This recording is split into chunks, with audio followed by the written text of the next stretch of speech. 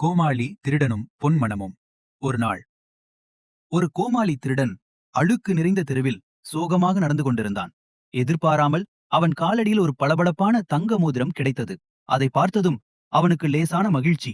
மோதிரத்தை எடுத்துக்கொண்டு அருகிலிருந்த அடகு கடைக்கு ஓடினான். ஆனால் கடைக்காரர், "இது தங்கமில்லப்பா, வெறும் கவரிங் தான்" என்று முகத்தில் அடித்தாற்போல் சொல்லிவிட்டார்.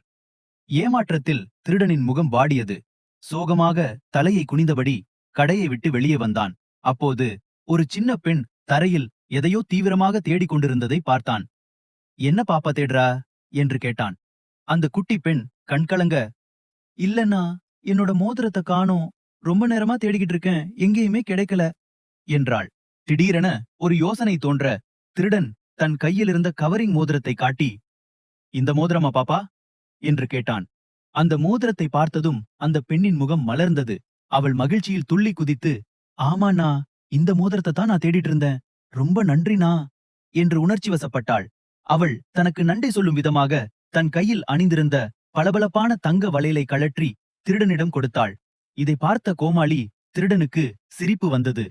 "ஏன் பாப்பா, கேவலம் ஒரு கவரிங் மோதிரத்துக்காக தங்க வளையலையே கழட்டி கொடுக்கற? இந்த தங்க வளையலை விட அந்த கவரிங் மோதிரம் என்ன அவ்வளவு பெருசா?" என்று வியப்புடன் கேட்டான். சிறுமி கண்களில் நீர் மல்க மெதுவாகச் சொன்னாள், "எங்க அப்பாவுக்கு ஒரு சின்ன விபத்தாகிடுச்சு. அதுல அவரோட 2 கைகளும் போயிடுச்சு. அவர் கைகளை இறந்திருந்தாலும் எனக்காக கஷ்டப்பட்டு உழைச்சு முதலா எனக்கு வாங்கி கொடுத்த மோதிரம் அது. உங்களுக்கு இந்த தங்க வளையல் வேணும்னா பெருசா தெரியலாம்.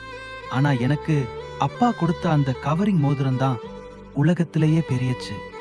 சிறுமி சொன்ன வார்த்தைகள் கோமாளி திருடனின் மனதை தொட்டன. தலை குனிந்து நின்றான். பணம் மட்டுமே வாழ்க்கை அல்ல, உறவுகளின் அன்பும் உணர்வுகளும் அதைவிட பெரிய பொக்கிஷம் என்பதை அன்று அவன் உணர்ந்தான்.